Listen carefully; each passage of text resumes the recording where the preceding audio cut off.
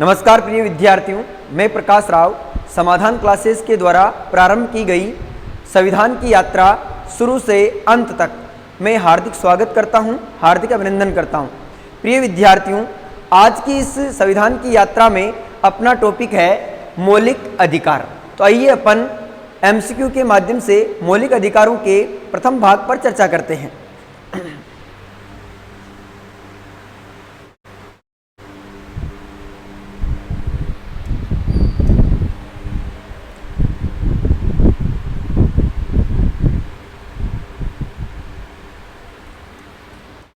पहला क्वेश्चन अपना, भारतीय नागरिकों को वर्तमान में कितने मूल अधिकार प्रदान किए गए हैं। यानी भारतीय नागरिकों को वर्तमान में कितने मौलिक अधिकार है या मूल अधिकार प्राप्त यानी दिए गए हैं, उनके बारे में पूछा गया है। ऑप्शन ए है 7, ऑप्शन बी है 6, ऑप्शन सी है 5 और ऑप्शन डी है 8। तो इसका सही आंसर है प्रिय विद्यार्थियों 6। यानी वर्तमान में भारतीय संविधान में कितने मौलिक अधिकार दिए गए हैं, तो 6 अधिकार दिए गए हैं भारतीय नागरिकों को। तो आइए अगर अपन बात करें मौलिक अधिकारों की बात करें तो ये मौलिक अधिकार अपने भारतीय संविधान में कहाँ से लिए गए, तो अपने भारतीय संविधान में अमेरिका से लिए गए। कहाँ से लिए गए, ये अमेरिका से। और इन मौलिक अधिकार किस भाग में रखे गए हैं, तो भाग 3 में। भाग 3 के अनुच्छेद 12 से लेकर 35 तक जो है आपके मौलिक अधिकारों का क्या है, वर्णन है। ठीक है। और अगर मैं बात करूं तो मूलतः संविधान में कितने मौलिक अधिकार थे, तो 7 थे। लेकिन वर्तमान में कितने हैं, तो वर्तमान में बात करूं मैं तो वर्तमान में आपके 6 मौलिक अधिकार हैं। तो कौन सा हटाया गया प्रिय विद्यार्थियों, यानी 6 कैसे रह गए, तो 7 मौलिक अधिकारों में से एक अधिकार को हटाया गया। कौन सा, इसका नाम है संपत्ति का अधिकार। संपत्ति का अधिकार। और ये संपत्ति का अधिकार जो है ये 44वें संविधान संशोधन 1978 के तहत इसको क्या किया गया था, हटाया गया था। ठीक है। तो इसीलिए एक अधिकार हटा दिया गया है 44वें संविधान संशोधन 1978 के तहत। तो वर्तमान में कितने बच गए हैं, 6। तो वर्तमान में कितने मौलिक अधिकार है, तो 6 मौलिक अधिकार है। जबकि मूलतः संविधान में कितने थे, तो 7 थे। इस क्वेश्चन का आंसर क्या अपने 6। आगे चलते हैं अपन। दूसरा क्वेश्चन है प्रिय विद्यार्थियों, मौलिक अधिकार संविधान के किस भाग में सम्मिलित किए गए हैं। तो ऑप्शन ए है भाग प्रथम, ऑप्शन भाग द्वितीय, ऑप्शन सी भाग तृतीय है यहाँ पर भाग तृतीय, और ऑप्शन 4 है भाग चतुर्थ। तो इसका सही आंसर है सी, भाग तृतीय। भाग 3 में जो है मौलिक अधिकारों को क्या किया गया है, रखा गया है। तो अगर अपन बात करें मौलिक अधिकारों की बात करूं मैं तो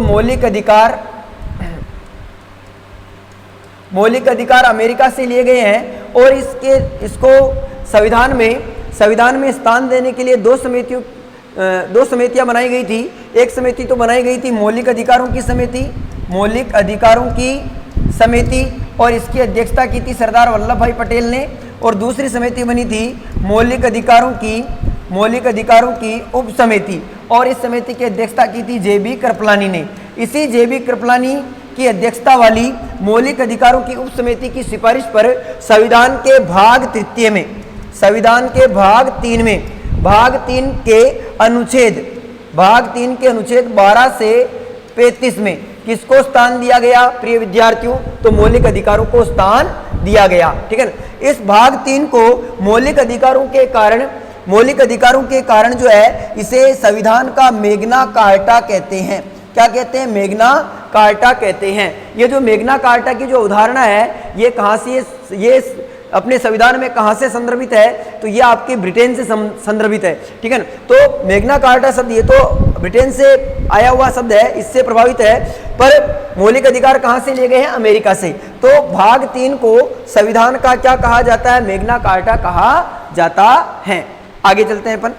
शिक्षा संबंधी अधिकार, ऑप्शन सी है भारत की संप्रभुता बनाए रखने का अधिकार, और ऑप्शन डी है धार्मिक स्वतंत्रता का अधिकार।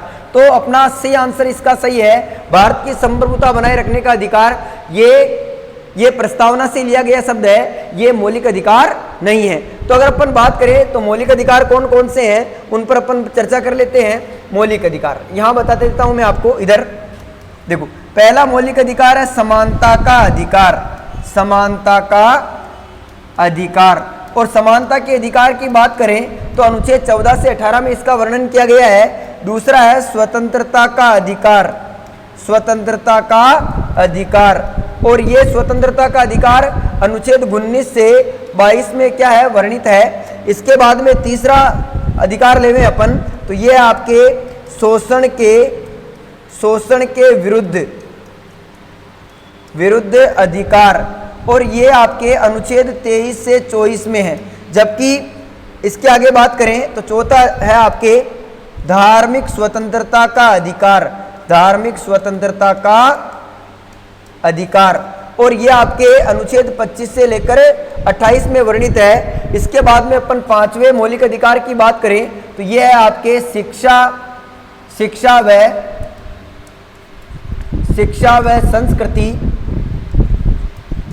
संस्कृति का अधिकार, और यह आपके अनुच्छेद 29 से लेकर 30 में वर्णित है। छठे अधिकार की बात करें तो यह आपका था संपत्ति का अधिकार, और यह संपत्ति का अधिकार अनुच्छेद 31 में वर्णित था, जिसे 44वें संविधान संशोधन 1978 के तहत क्या कर दिया गया है, हटा दिया गया है। ठीक है। तो सातवां मौलिक अधिकार क्या है, संवैधानिक उपचारों का अधिकार, संवैधानिक उपचारों का अधिकार, और ये अनुच्छेद 32 में क्या है, वर्णित है। और इसी संवैधानिक उपचारों के अधिकार को और अनुच्छेद यानी संवैधानिक उपचारों के अधिकार यानी अनुच्छेद 32 को डॉक्टर भीमराव अंबेडकर ने संविधान की आत्मा के नाम से क्या किया है, संबोधित किया है। तो इस प्रकार से कितने अधिकार हो गए, 6। आगे चलते हैं अपन। चौथा क्वेश्चन है आपके,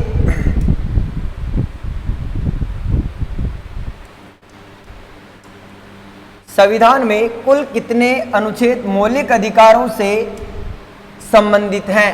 तो ऑप्शन ए है 20, ऑप्शन बी है 15, ऑप्शन सी है 23, ऑप्शन डी है 25। तो इसका सही आंसर है ऑप्शन सी 23। तो अपन ने अभी बात की थी कि जो मौलिक अधिकार है, इन मौलिक अधिकारों को संविधान के भाग 3 के अनुच्छेद 12 से 35 में इसका क्या है, वर्णन है। अगर अपन इन अनुच्छेदों को निकालें 12 से 35 तो कुल कितने अनुच्छेद होते हैं, 24। कितने अनुच्छेद होते हैं, 24। लेकिन अपन ने यह भी बात की थी कि अनुच्छेद 31 जिसमें संपत्ति का अधिकार है, इसे 44वें संविधान संशोधन 1978 के तहत क्या कर दिया गया है, समाप्त कर दिया गया है। इसीलिए 24 में से 1 माइनस करेंगे तो कितने बच जाएंगे, 23। तो वर्तमान में मूलतः संविधान में तो अधिकारों के कुल कितने अनुच्छेद थे, 24, लेकिन वर्तमान में कितने अनुच्छेद है आपके, 23। इसीलिए आपका आंसर सी क्या होगा, सही होगा। आगे चलते हैं अपन। पांचवा क्वेश्चन आपके,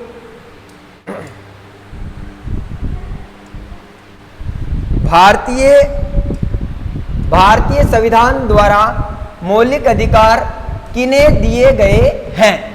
ऑप्शन ए है समस्त देशवासियों को, ऑप्शन बी है भारत के वयस्क नागरिकों को, ऑप्शन सी है राज्य सरकारों को, ऑप्शन डी है केंद्रीय सरकार को।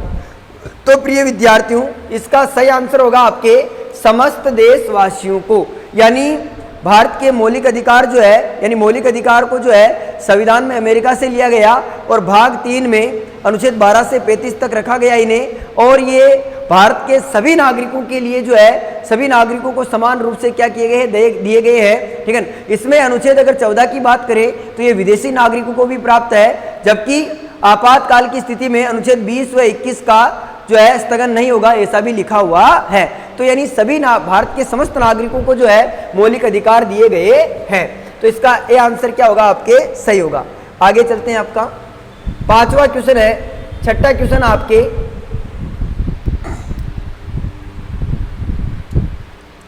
निम्न में से कौन सा अनुच्छेद उन नागरिकों को भी प्राप्त है जो भारत के नागरिक नहीं है? यानी भारत के नागरिक नहीं है, इसका मतलब क्या है, विदेशी है।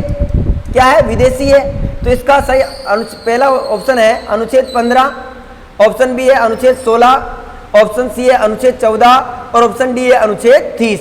तो इसका सही आंसर आपके अनुच्छेद 14 की बात की थी अपन ने। 14 में क्या लिखा हुआ है, 14 में यानी ये प्रश्न तो ये कह रहा है भारत का नागरिक नहीं हो, इसका मतलब क्या होगा, विदेशी। तो विदेशी नागरिकों को भी अनुच्छेद 14 जो है वो प्रदान किया गया है, यानी अनुच्छेद 14 में उल्लेखित मौलिक अधिकार प्रदान किया गया है। और अनुच्छेद 14 में क्या है, तो अनुच्छेद 14 में अपन ने बात की थी कि समानता का अधिकार है। क्या है, समानता का अधिकार। समानता का अधिकार 14 से कहां तक है, 18 तक। लेकिन 14, 15, 16 और 17 और 18 इसमें से केवल कौन सा अनुच्छेद दिया गया है, इसमें से केवल 14 अनुच्छेद दिया गया है। और 14 में क्या लिखा हुआ है, 14 में लिखा गया है विधि के समान समानता या विधि के समान संरक्षण। ठीक है, यानी कानून के आधार पर सभी नागरिक क्या होंगे, समान होंगे। उनको कानून के आधार पर सभी को समानता क्या मिलेगी, बराबर मिलेगी। अगर कोई विदेशी नागरिक भी यहाँ पर आता है तो उसे भी कानून के आधार पर जो है समानता दी जाएगी। इसीलिए अनुच्छेद 14 विदेशी नागरिकों के लिए भी है। लेकिन क्या अनुच्छेद 15 कहता है कि धर्म, वंश, मूल, लिंग, जन्म स्थान, निवास स्थान आदि के आधार पर समानता, तो ये भी प्राप्त नहीं है। अनुच्छेद 16 में लिखा हुआ है कि लोक नियोजन में अवसर की समानता, ये भी विदेशी नागरिकों को प्राप्त नहीं है। और अनुच्छेद 17 अस्पृश्यता इसका अंत की बात करता है, तो ये भी नहीं है। और 18 है उपाधियों का अंत, तो ये भी नहीं है। तो कौन सा है, अनुच्छेद 14 जो है विधि के समान समानता, ये सभी विदेशी नागरिकों को भी जो है प्राप्त है।